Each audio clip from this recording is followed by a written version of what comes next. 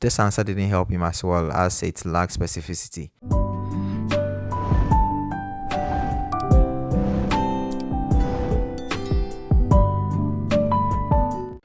So this student had a full undergraduate scholarship of $93,344, yet his visa was denied. Let's find out what happened. So the visa officer said, "Pass me your documents." So the student did. Then the visa officer said, "Tell me about your program." The student replied, "I'll be pursuing a Bachelor of Science in Biology at Pomona College with much focus on conservative biology and restoration ecology. I would take a total of 55 credit hours." So the visa officer interrupted the student. Now, for undergraduate students, there can be, some leniency in terms of the answers that they provide.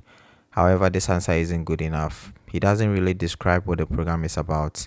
Anthony is an undergraduate student I coached in 2024. He also had a full scholarship to study biology. The following is an answer that he prepared to a similar question during the coaching session.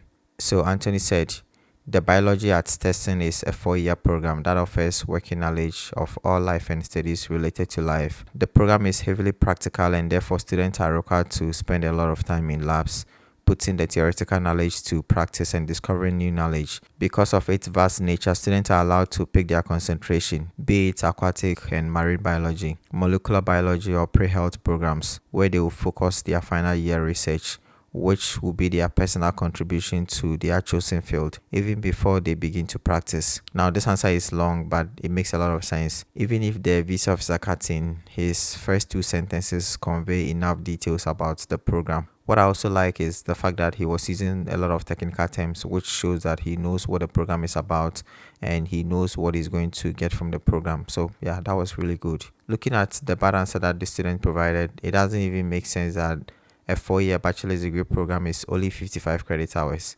The student failed to do his research about the program, and this shows he doesn't even have genuine interest in the program. Normally, it should take a student more than 120 credit hours, given all the lab work that biology students are expected to do. The visa officer was probably surprised when she heard the 55 credit hours. The visa officer obviously has a bachelor's degree from the US, and so she knows how many credit hours are required before a student graduates from a bachelor's degree program in the US. For these students, a good answer would have been, "I'll be pursuing a Bachelor of Science in Biology at Pomona College, focusing on conservation biology and restoration ecology. This program is highly regarded for its hands-on learning opportunities, including fieldwork and research projects.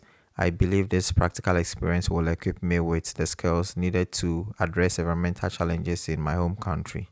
So the visa officer asked, "What is your highest education qualification?" The student replied, "I have graduated from high school." Then the visa officer interrupted. So then the visa officer asked, "So you have completed high school?" The student replied, "Yes, please." Then the visa officer asked, "Which year?" The student replied, 2022. Then the visa officer asked again, "It's been 2 years. What have you been doing all this while?" The student replied, "I have been working as a teaching assistant with Mr. Champon, who is a biology department head at my high school, and I was responsible for setting up the laboratory for lab sessions with students and relaying important information to students." Now, a teaching assistant after high school, this doesn't sound true to me. The visa officer was probably concerned about the 2-year gap after high school, but this isn't a big deal like that. It would have helped if the student had said that he was preparing for the SAT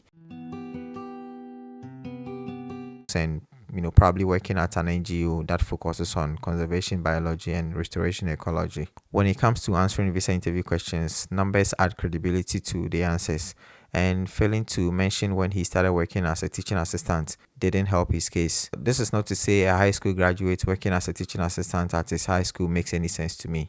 The student did all the hard work to get a full scholarship, but failed to do the easiest job of getting his visa approved. Well, this is really sad. I also suspect that the students lacked any confidence answering the questions. So the visa officer asks, "How did you get your funding?"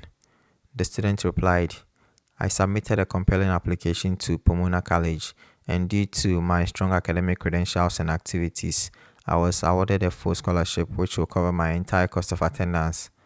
Now, so far the student had failed to prove that he was a legitimate student, and at this point, the visa officer was curious about how he got a full scholarship. This answer didn't help him as well as it lacked specificity. Instead of talking about exactly what he did, he was repeating that he was awarded a full scholarship, which will cover his entire cost of attendance. When I coached Jay in 2024, we had just about a week to prepare.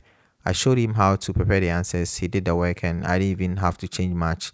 I don't like changing much when it comes to answers because you want the student to prepare their own answers. That way they can easily remember during the visa interview. My focus is always trying to make sure they do a good job so that I change something only if I need to. This was Jay's answer to a similar question. So Jay said, I had a SAT score of 1530 and an average GPA of 3.8.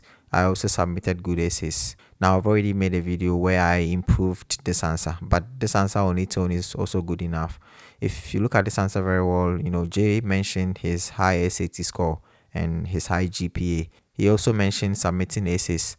This is what specificity is about. Jay's answer is very short but also very specific. This is extremely important when it comes to passing your visa interview. So at this point, the visa officer typed for about a minute and said, "It's been nice talking to you, but I'm not approving your visa." And he handed the student's documents back to him. Now, I don't know how the student got a full scholarship, but he failed to prove that he was a legitimate student. Some students may be intelligent, but may struggle with stuff such as the visa interview. The student needed a good coach to help him go through the process. Students with full scholarships don't have much work to do in order to be approved, but visa approvals are not automatic. You need to prepare very well, and you have to do mock sessions to build up your confidence. The video that you see on your screen is one video that I highly recommend. It can help you get your visa approved.